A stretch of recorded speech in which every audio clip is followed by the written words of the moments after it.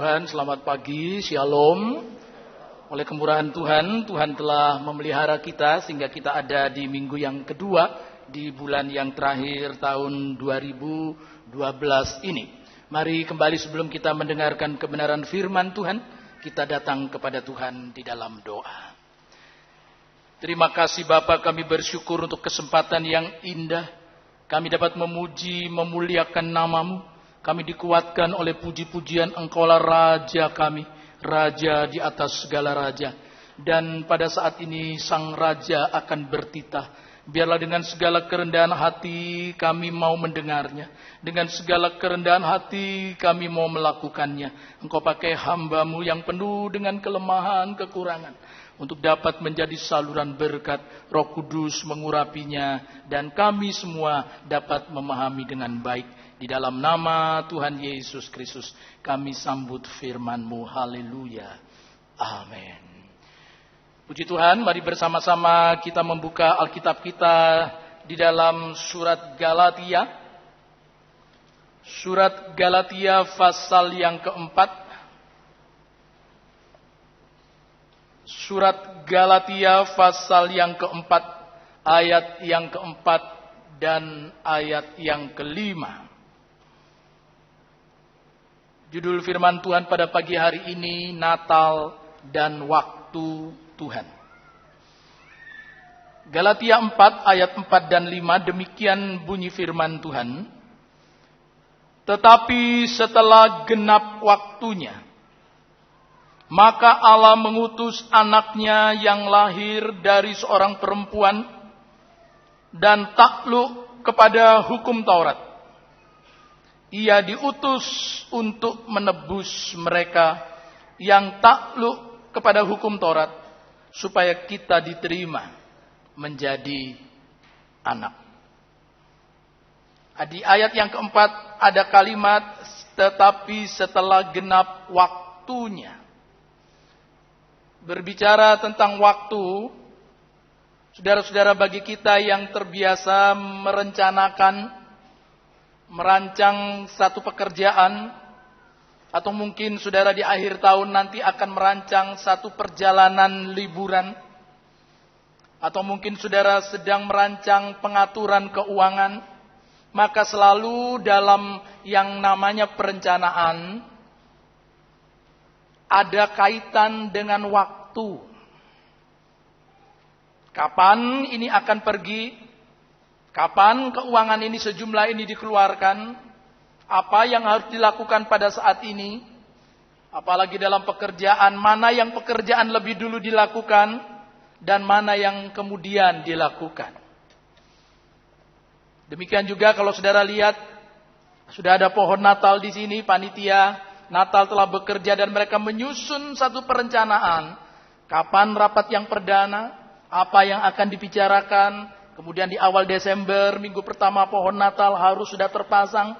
Begitu seterusnya, begitu seterusnya. Nah, demikian juga dengan Allah kita. Kita mengenal Allah kita adalah Allah yang merencanakan segala sesuatu. Perencanaannya sempurna. Dan dalam perencanaan ini ada waktu Tuhan. Dan ketika Allah menciptakan saudara-saudara alam semesta sesuai dengan perencanaannya, PowerPoint akan menolong supaya saudara dapat memahami ini. Maka dalam karyanya, bukan saja ketika merencanakan, tetapi juga dalam wujud nyata ciptaannya, ada waktu. Kapan matahari itu akan terbit? Kapan matahari itu akan tenggelam? Kapan tanaman itu ketika ditabur, kemudian nanti akan menghasilkan panen. Tanaman yang satu bisa berbeda dengan tanaman yang lain. Waktu tanamnya berbeda. Ketika saya lulus SMA, saya bekerja di perkebunan kopi. Tidak lama, memang 9 bulan. Tetapi kepada kami diberikan jadwal waktu yang sangat padat. Bulan ini harus dilakukan pembibitan. Bulan ini harus dilakukan pemupukan. Begitu waktu itu bergeser, itu akan mempengaruhi seluruh hasil panen dari kopi itu. Sehingga saudara-saudara kita diatur ketat dengan waktu. Dan Tuhan saudara-saudara mengatur segala sesuatunya tertib. Beraturan dengan sangat baik. Sesuai dengan waktu Tuhan. Dan kalau ini dilanjutkan, saudara, dalam Natal dikatakan di situ, setelah genap waktunya Allah mengutus anaknya. Itu berarti peristiwa kelahiran Yesus Kristus berada dalam satu perencanaan yang kekal dan dikaitkan dengan waktu Tuhan. Dan ketika saya saudara-saudara mempersiapkan hal ini, saya sujud di hadapan Tuhan, saya menyembah Dia, karena mengapa saudara saya di tim program, saya koordinator tim program di gereja ini, telah berulang kali kami mencoba menyusun jadwal, tapi masih banyak meleset, itu cuma program tahunan. Masih sering saudara-saudara karena keterbatasan kami sebagai manusia tidak bisa pas. Tetapi ketika saya melihat peristiwa Natal, luar biasa. Waktu Tuhan sangat tepat. Tidak meleset, tidak lebih cepat, tidak terlambat. Pagi ini kita akan melihat bagaimana Allah ketika genap waktunya mengutus anaknya. Ada 4 hal yang terjadi dalam peristiwa sebelum dan dalam masa-masa kelahiran Yesus Kristus. Yang membuat saudara-saudara, kalau saudara mau memahami ini, saudara akan hidup berserah sepenuhnya kepada Tuhan. Karena Ia mengatur segala sesuatu dengan sangat sempurna. Nah, mari kita lihat keempat hal ini. Pengaturan waktu Tuhan dalam peristiwa Natal. Kita lihat dalam Lukas pasal 1 ayat 57 sampai 60. Injil Lukas pasal yang pertama ayat 57 sampai ayat 60. Kemudian genaplah bulannya bagi Elisabet untuk bersalin. Dan ia pun melahirkan seorang anak laki-laki. Ketika tetangga-tetangganya serta sanak saudaranya mendengar bahwa Tuhan telah menunjukkan rahmat-Nya yang begitu besar kepadanya, bersukacitalah mereka bersama-sama dengan dia.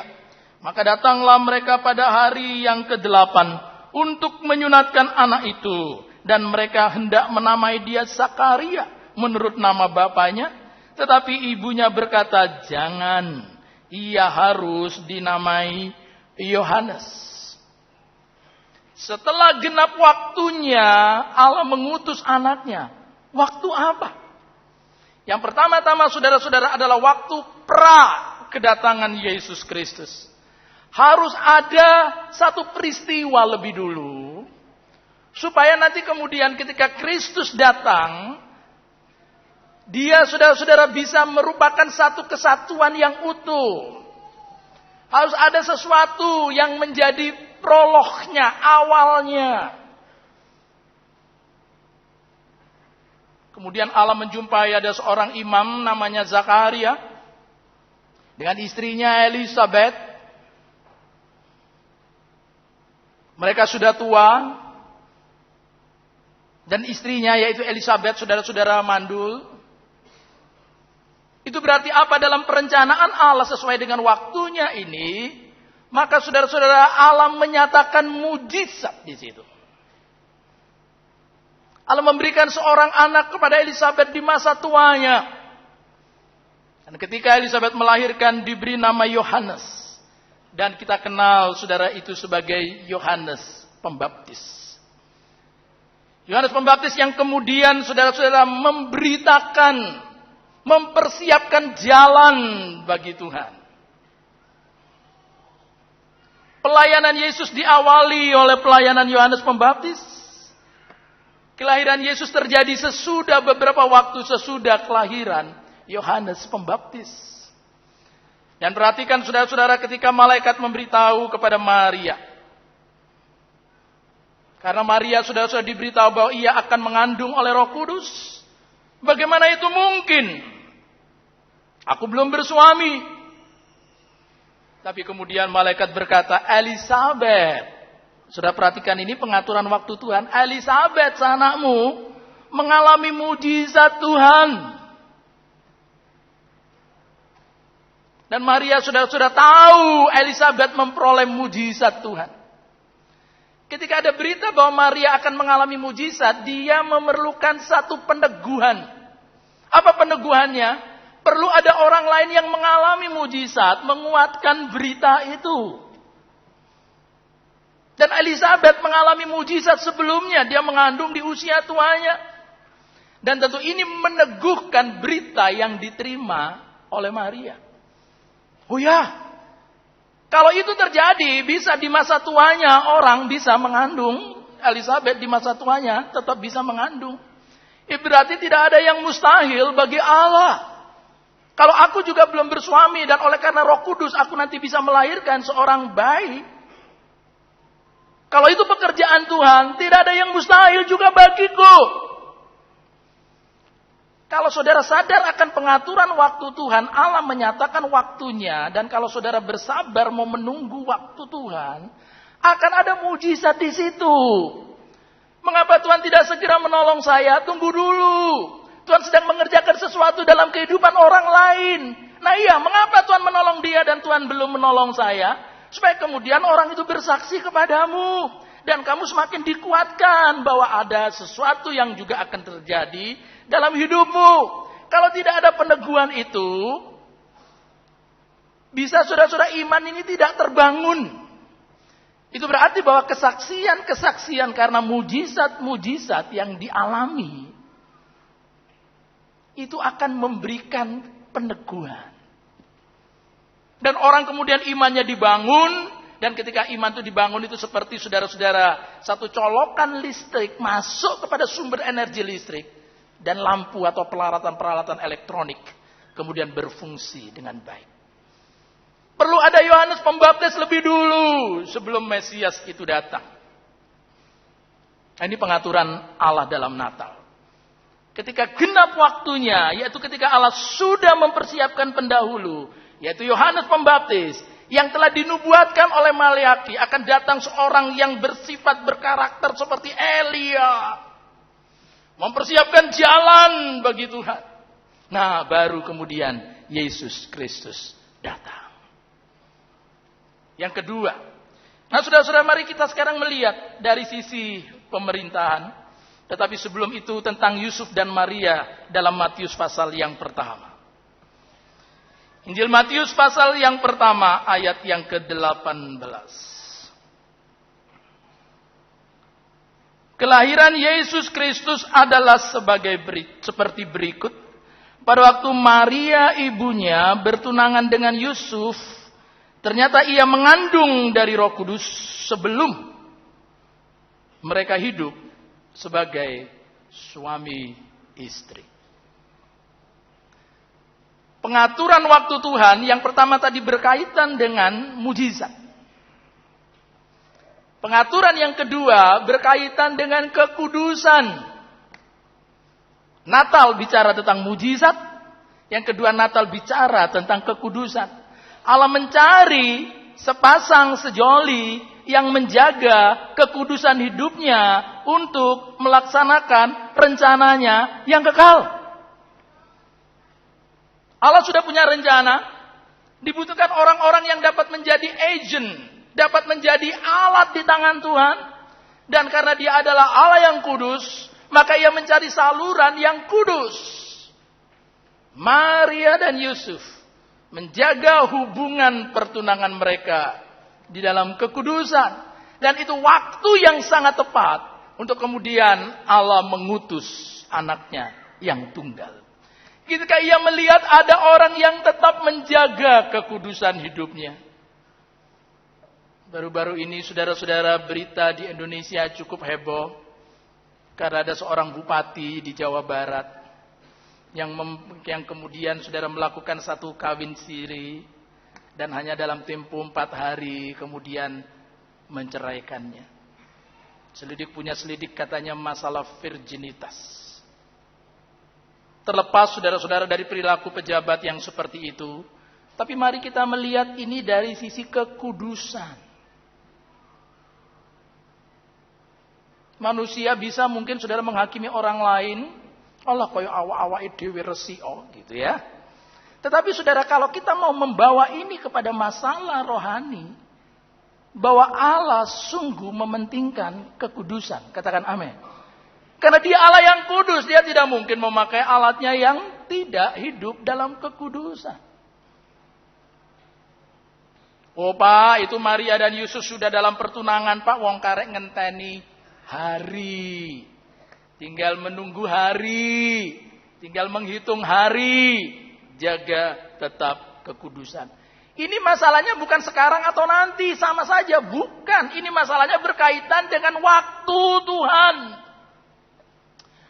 Pada tahun 2011 yang lalu, saudara-saudara saya ini sampai sekarang masih bergumul secara teologis. Mengapa?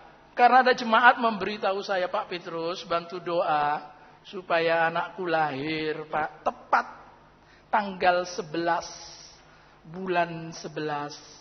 Tahun 2011. Jam 11. Lewat 11 menit. Lebih 11 detik. Nah, lalu saya memberi ayat kepada dia 1 Korintus pasal 11. Ayat 1. Cek jangkep sisan. Ya. Ada orang sudah mencoba mengatur begitu, salahkah? Ini saya sampai sekarang saudara bergumul secara teologis. Atau biarlah Tuhan mempersilakan ada anak yang lahir dalam dunia ini sesuai pengaturan Tuhan. Karena apa? Karena pengaturan yang satu nanti ada kaitan dengan peristiwa yang lain. Kalau ini datang lebih cepat atau ini lebih lambat, akan ada pengaruh saudara terhadap rencana Tuhan dalam hidupnya. Ini tidak semudah kita geser wis. Tidak semudah itu dalam hidup kita ini. Yusuf dan Maria menjaga kekudusannya. Itulah sebabnya Tuhan menjadikan mereka berdua saluran berkat Tuhan. Sampai saudara-saudara masa kini. Apa yang mereka lakukan Yusuf dan Maria dalam kekudusan menjadi berkat bagi kita. Di sini banyak anak-anak muda. Jaga kekudusan hidupmu. Yang sedang berpacaran, jaga hubungan di antara kalian sampai tiba waktunya. Tiba waktunya. Itu saudara-saudara karena berkaitan dengan God's timing. Segala sesuatu indah pada waktunya. Itu berarti kalau tidak pada waktunya, maka kalimat itu bisa tidak berlaku. Menjadi segala sesuatu buruk jika tidak tepat pada waktunya. Tadi saya sudah kutip saudara-saudara dari alam. Coba kalau tanaman mestinya dipanen katakanlah pada bulan tertentu. Kemudian saudara-saudara memanennya lebih awal.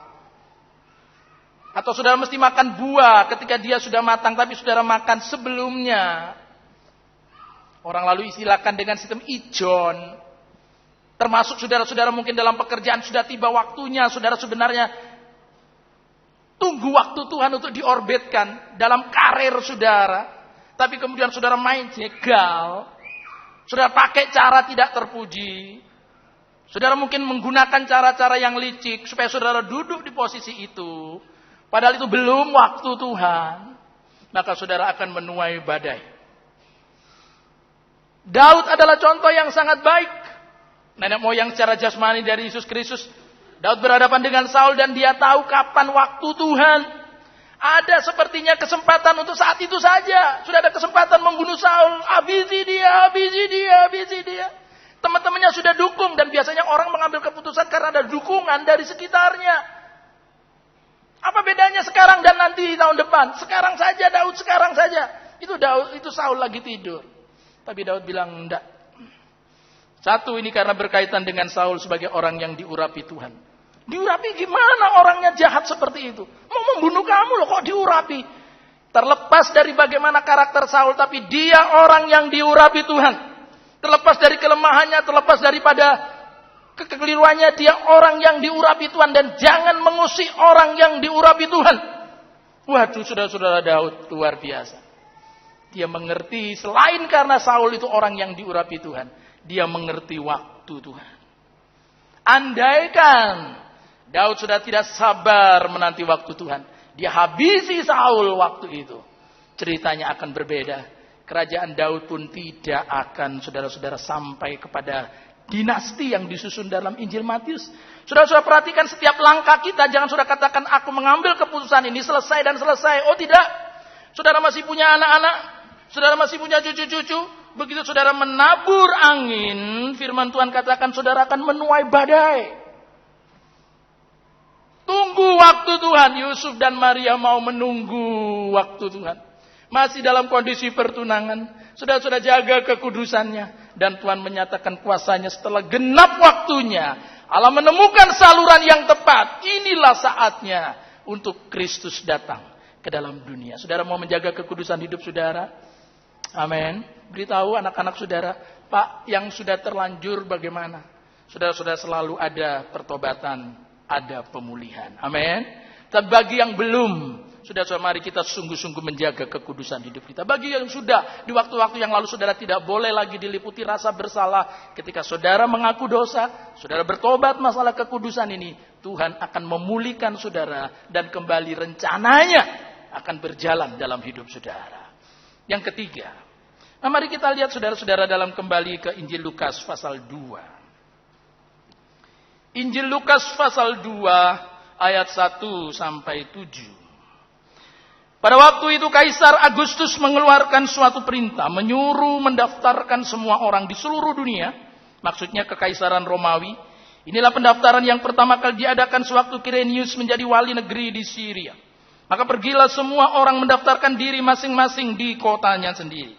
Demikian juga Yusuf pergi dari kota Nazaret di Galilea ke Yudea, ke kota Daud yang bernama Bethlehem, karena ia berasal dari keluarga dan keturunan Daud, supaya didaftarkan bersama-sama dengan Maria tunangannya yang sedang mengandung. Ketika mereka di situ, tibalah waktunya bagi Maria untuk bersalin, dan ia melahirkan seorang anak laki-laki, anaknya yang sulung, dan dibungkusnya dengan lampin, dan dibaringkannya di dalam palungan, karena tidak ada tempat bagi mereka di rumah penginapan. Allah melihat saudara-saudara segala sesuatu yang terjadi. Allah merancangkan dengan begitu sempurna. Sudah dipersiapkan Yohanes Pembaptis. Sudah dilihat ada saluran yang tepat, yaitu Yusuf dan Maria yang menjaga kekudusan. Yang ketiga, saat itu saudara-saudara, Yudea berada dalam penjajahan kekaisaran Romawi. Saudara melihat ini konstelasi secara dunia, secara global. Natal bukan hanya peristiwa yang kecil, tapi ini sifatnya global, internasional. Apa yang terjadi dengan kekaisaran Romawi? Ada seorang saudara-saudara bernama Kaisar Agustus. Kaisar ini saudara-saudara tentu tidak mengenal Yusuf dan Maria. Dia bisa saja tidak tahu tentang nubuatan-nubuatan dalam kitab Nabi Yesaya. Dia tidak tahu nubuatan nabi-nabi lain tentang Mesias yang akan datang. Dia tidak tahu nubuatan Nabi Mika bahwa nanti Mesias akan lahir di Bethlehem. Ia menggunakan saudara-saudara kekuatannya. Ia menggunakan otoritasnya. Ia menggunakan kekuasaannya. Ia mengadakan satu sensus di seluruh wilayah kekaisaran Romawi.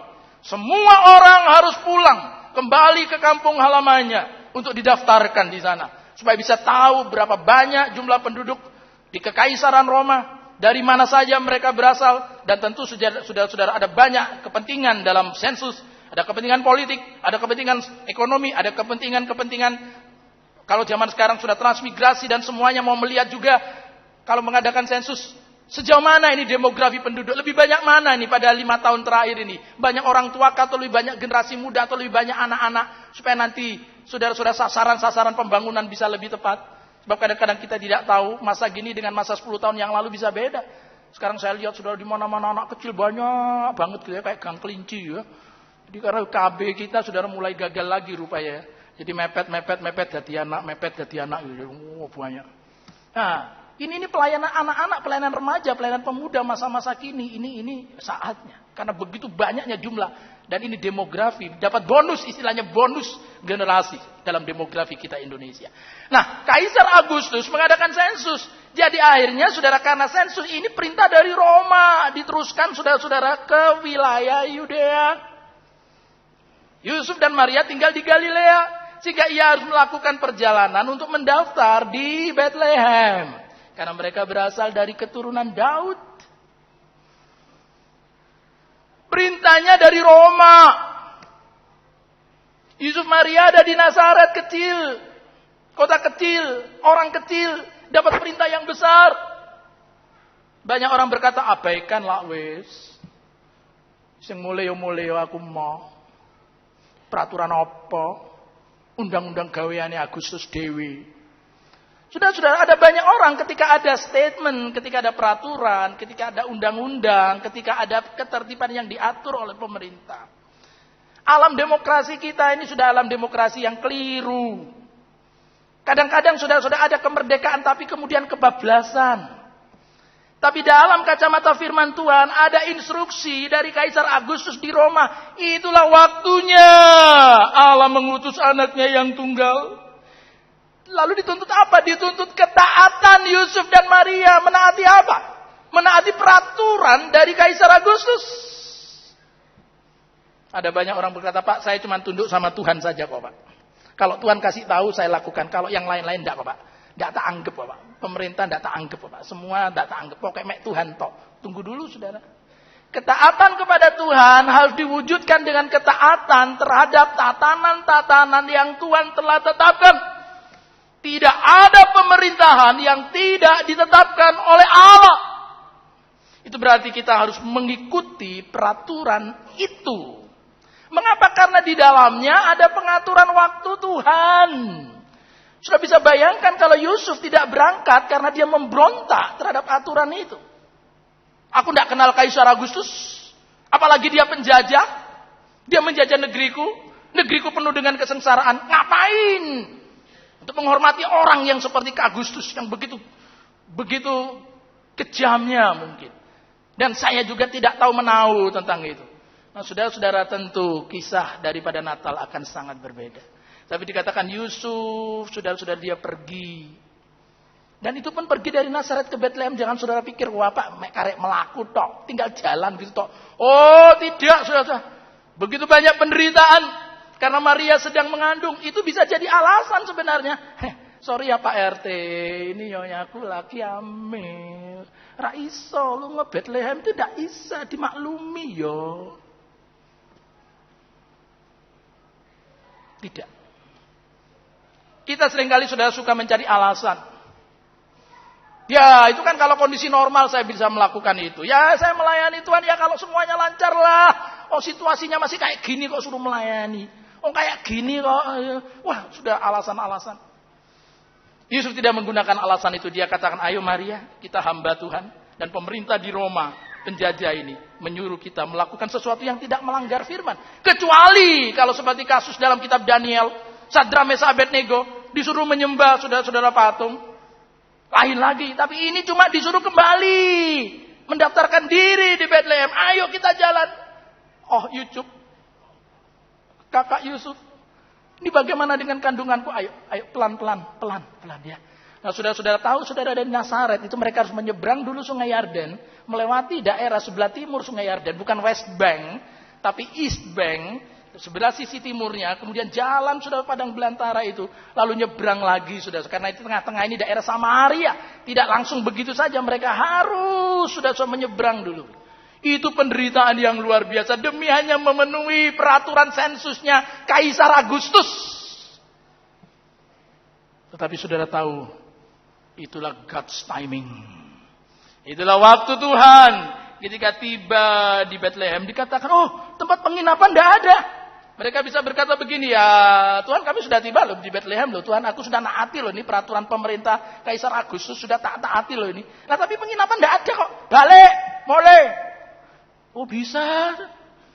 Tapi Yusuf dan Maria dan orang bisa menolak kita. Karena mereka miskin. Dan pada peak season, selalu sudah sampai zaman sekarang pun ini peak season, selalu orang yang berduit yang bisa dapat tempat. Dan zaman itu memang belum ada SMS, jadi belum bisa booking dulu saudara Yusuf dan Maria. Untuk mau booking pun, kalaupun mereka bisa mengabarkan lewat SMS tidak ada uang. Karena biayanya pasti sangat mahal. Penolakan seperti itu, kesulitan seperti itu tidak pernah menghambat karya nyata Tuhan. Katakan amin. Rencana Allah tetap jalan. Mau sudah di kandang, mau sudah di tempat sederhana, mau bukan di kamar hotel, tidak masalah. Yusuf dan Maria taat dalam ketaatan. Ada penderitaan. Dalam ketaatan ada sudah sakit di situ. Dalam ketaatan tidak enak di situ.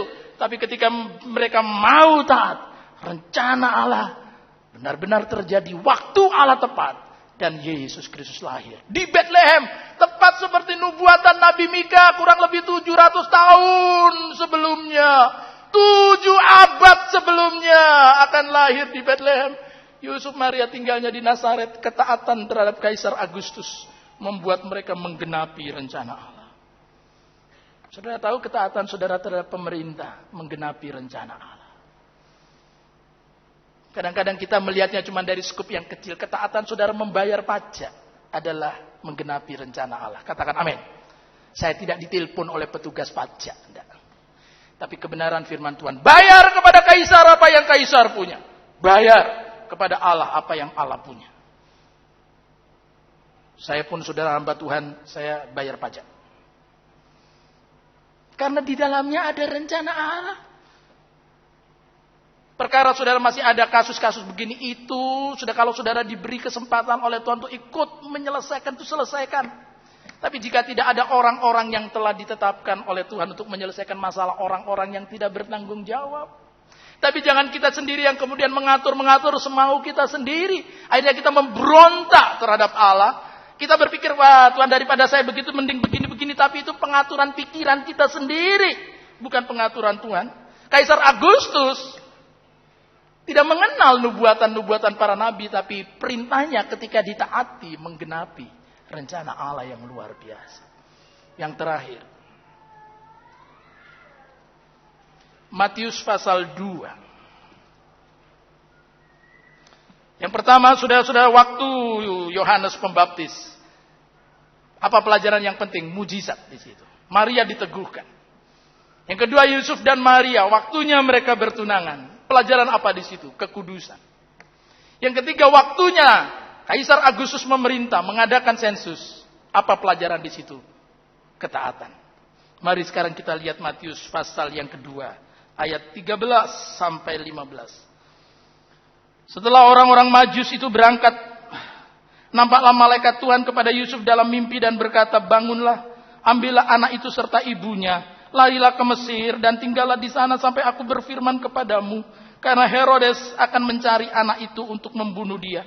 Maka Yusuf pun bangunlah, diambilnya anak itu serta ibunya malam itu juga, lalu menyingkir ke Mesir dan tinggal di sana hingga Herodes mati. Hal itu terjadi supaya genaplah yang difirmankan Tuhan oleh Nabi. Dari Mesir, kupanggil anakku. Ketika genap waktunya. Waktu apa? Waktu Herodes Agung memerintah. Saudara mungkin kalau tadi yang pertama oke lah ya. Yang pertama itu ya bisa ya. Karena yang pertama tadi berkaitan dengan mujizat. Saya percaya mujizat. Yang kedua kekudusan, ya bisa diterimalah karena Allah kudus, saya kudus. Yang ketiga perintah Agustus, oh ya cuma disuruh sensus, ya masih bisa lah, bisa. Tapi ini sudah kalau kita tidak pahami masalah yang keempat, yaitu munculnya seorang yang bernama Herodes Agung yang memerintah dari tahun 37 sampai tahun 4 sebelum Masehi. Herodes Agung adalah seorang raja yang mendapat restu dari pemerintahan Roma ditempatkan di daerah Yudea. Dan Herodes Agung adalah orang yang sangat kejam. Ia sudah tidak main-main dengan keputusannya. Begitu kejamnya. Dan dikatakan ketika orang-orang Majus itu memberi berita bahwa ada Mesias yang lahir, dia mampir ke Herodes. Lalu Herodes berkata, kamu ke sana dulu, nanti kabari aku.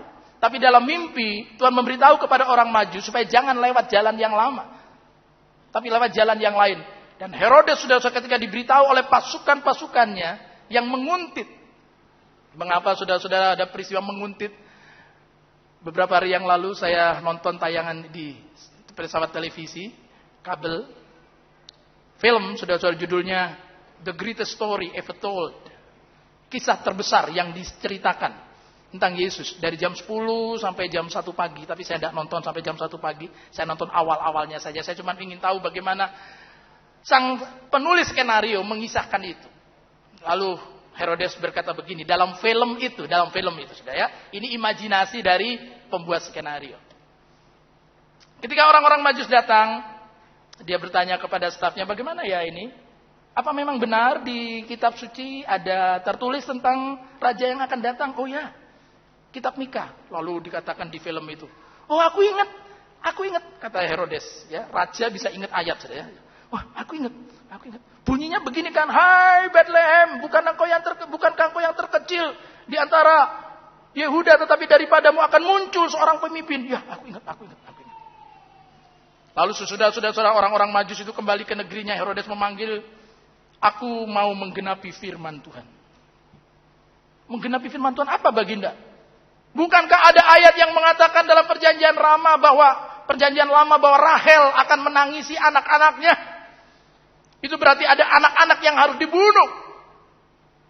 Dan sekarang juga aku perintahkan kalian, pergi ke Bethlehem, bunuh anak-anak yang berumur di bawah 2 tahun ke bawah.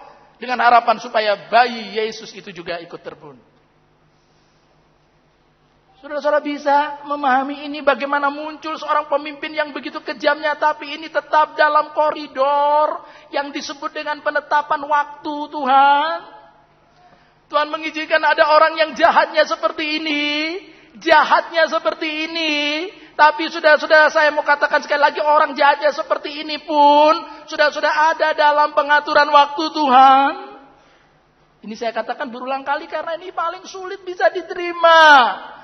Bagaimana Allah yang begitu baik bisa mengizinkan ada anak-anak yang mati di Bethlehem. Yesus lahir seorang bayi diselamatkan, tapi ribuan atau ratusan anak di bawah umur 2 tahun mati di Bethlehem. Mana kalau Allah itu baik? Saya tahu saudara akan ada ibu-ibu di Bethlehem yang menangis, oh anakku dibunuh, dibantai. Tentu mereka berseru, mana yang namanya Mesias? Karena itu mereka punya pengharapan mesianik. Kalau memang Mesias janji Tuhan mau datang, mana kenyataannya kami di Bethlehem malah mengalami seperti ini. Katanya ini kota Daud, katanya ini kota yang limpah dengan roti, the house of bread, rumah roti. Kok ngalami kayak gini? Sementara saudara-saudara Kristus Mesias dibawa oleh Yusuf dan Maria mengungsi ke Mesir. Kemudian Herodes mati. Kemudian mereka kembali. Supaya genaplah firman Tuhan. Dari Mesir kupanggil anakku. Saudara tahukah saudara, kadang-kadang ada orang-orang yang berbuat jahat di sekitar kita. Tuhan, kenapa kau izinkan orang itu mengambil uangku? Mengapa kau izinkan orang itu menipu aku? Beberapa waktu yang lalu saudara, kemarin saya dengar siaran di radio Alsinta. Ada seorang ibu, ibu ini, dia saudara-saudara punya alamat di Facebook. Lalu dia cari saudara teman-temannya. Dapat saudara, ingat, wah ada temanku, ada seorang pria saya. Wah ya sudah tidak ketemu selama puluhan tahun. Janji ya ketemu darat ya di Jakarta, ketemu darat. Oh ya. Wah, sudah sekian tahun pasti ceritanya itu kan panjang, ya bernostalgia dulu begini. Ketemulah di satu kafe. Cerita. Wah, akrab. Lalu yang laki minta kunci mobil. Ini tak pinjem kunci mobilmu, STNK-nya sekalian. Itu ya bisa dikasihkan gitu. Oh ya. Aku tak pergi sebentar. Saudara tahu ewes bablas. Ketemu konco lawas, disesek cilik imut-imut, ya. Wis gede. Jadi penjahat, mobilnya dibawa. Ibu ini saudara shock. Makanya saudara ya, kalau ada janji dengan teman lama hati-hati saudara. Kecuali teman lama saya lain saudara ya. Ada orang jahat sepertinya diizinkan Tuhan mengganggu kita. Tapi mari saudara-saudara, kita tidak membalas dendam. Kita tidak membalas kejahatan dengan kejahatan. Karena kita tidak tahu apakah salah satu atau beberapa bentuk perbuatan jahat orang lain pada kita ada di dalam kerangka rencana Allah dalam hidup kita. Supaya kita sadar bahwa itulah manusia. Kita sadar hanya Tuhan itu yang dapat kita percaya. Supaya kita tidak mengandalkan harta benda. Tapi supaya kita mengandalkan Tuhan yang kekal sementara harta benda itu fana. Sampai kejahatan pun yang dilakukan Raja Herodes itu memberikan pelajaran penting bagi kita. Tapi setelah itu saudara, Herodes yang mati. Celakalah orang yang melakukan itu. Herodes berkata, aku mau menggenapi firman Tuhan. Ini model orang gila seperti Herodes. Melakukan kejahatan, aku mau menggenapi firman. Dari sisi Herodes jelas salah. Tapi dari sisi saudara-saudara Maria dan Yusuf, dia diungsikan dulu ke Mesir. Kalau saudara luput, diungsikan, itu karena Tuhan punya rencana yang besar dalam hidupmu. Dan setelah Herodes mati, baru saudara-saudara dikembalikan lagi ke Nazaret. Ada kadang-kadang masa di mana saudara-saudara kita mengalami perlindungan Tuhan. Tapi kalau kita menjadi salah satu bagian dari orang di Bethlehem, anaknya tidak tahu apa-apa, tidak ngerti apa-apa, tiba-tiba didatangi pasukan Herodes dan dibunuhi. Tangisan yang luar biasa sudah di Bethlehem. Mengapa itu terjadi? Jawabannya cuma satu, itu misteri. Tetapi satu hal yang harus dipegang, Allah turut bekerja dalam segala sesuatu untuk mendatangkan kebaikan. Sudah percayakan ayat ini? Tidak banyak orang meyakininya, mungkin sudah percaya ayat ini? Bahwa Allah turut bekerja, bahkan hal-hal yang seperti dilakukan Herodes pun, bukan Allah itu setuju dengan perbuatan Herodes, jelas tidak. Jelas tidak. Tetapi bahwa apa yang dilakukan Herodes dapat diubah oleh Tuhan menjadi sesuatu yang baik untuk anak-anaknya. Digenapilah firman Tuhan ini. Digenapilah nubuatan Nabi ini. Digenapilah nubuatan ini. Rencana Allah saudara-saudara tepat sesuai waktunya. Waktu Tuhan. Waktu yang terbaik. Akan ada saudara-saudara pengaturan waktu Tuhan, berserahlah kepada Tuhan. Saudara boleh punya rencana, serahkan rencana saudara dalam tangan Tuhan. Kalau belum waktu Tuhan, saudara jangan kecewa. Oh Tuhan, saya maunya tahun ini, tapi mungkin Tuhan bilang, tidak, tahun depan. Saudara tidak akan kecewa kepada Tuhan, karena mungkin sebelumnya Tuhan mau melakukan sesuatu dulu. Yang kedua, tetap jaga kekudusan, karena ada rencana Allah yang indah di situ. Yang ketiga, hidup dalam ketaatan, pemerintah-pemerintah yang ditetapkan oleh Tuhan atas diri kita. Terhadap pimpinan-pimpinan di kantor, saudara taati selama tidak bertentangan dengan firman, karena di dalamnya ada rencana Allah di situ. Dan kalaupun ada orang yang berbuat jahat seperti Herodes, tetaplah yakin bahwa Allah turut bekerja mendatangkan kebaikan bagi kita. Setelah genap waktunya, Allah mengutus anaknya menjadi berkat bagi kita sekalian. Amin. Kaulah Bapakku yang baik, tak pernah merancangkan yang jahat bagiku. Kaulah Bapakku yang baik, tak pernah meninggalkan aku.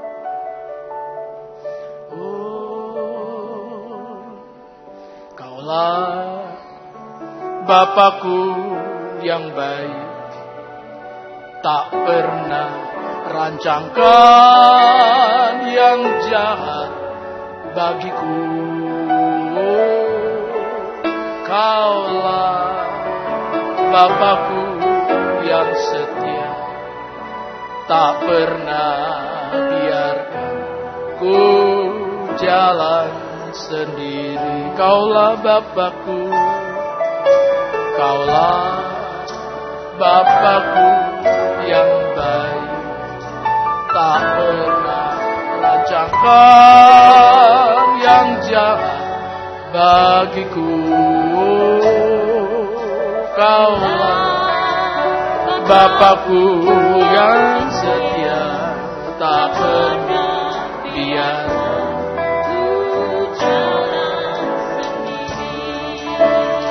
kasih-Mu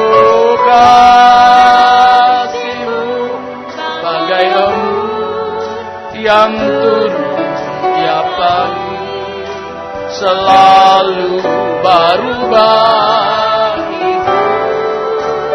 Janji-Mu menopang hidupku, ku percaya padamu. Kau Bapa yang baik. Halo anak-anak muda, mungkin kau diliputi oleh rasa pemberontakan terhadap orang tua. Orang tua sepertinya tidak adil. Orang tua sepertinya tidak bijaksana, tetapi hiduplah dalam ketaatan pada orang tuamu. Karena ada rencana Tuhan yang besar dalam hidup. Jangan kotori, jangan cemari dengan jiwa memberontak. Miliki penundukan diri. Saudara-saudara yang mungkin sedang bekerja di bawah tekanan-tekanan dari bos saudara yang mungkin semau-maunya karena dia yang punya uang. Saudara menderita dalam pekerjaan saudara. Surat Petrus berkata, tetaplah engkau taati bahkan ketika majikanmu begitu bengis. Karena ada rencana Allah di situ. Mungkin juga Tuhan izinkan ada orang-orang sepertinya yang begitu buruk kelakuannya, merugikan saudara, membuat saudara menderita. Saudara ingin membalas kejahatan itu. Percayalah Tuhan tetap akan melindungi umatnya. Dan pada saatnya orang seperti Herodes akan berhadapan dengan maut. Tetapi bukan kita yang menyebabkannya. Tuhan yang bekerja. Serahkan segala pembelaan dalam tangan Tuhan. Ja kasih-Mu bagai embun. Mari perlahan-lahan kita bangkit berdiri. Tiap pagi selalu baru bagiku janji-Mu ya Tuhan. Menopang hidupku. Ku percaya.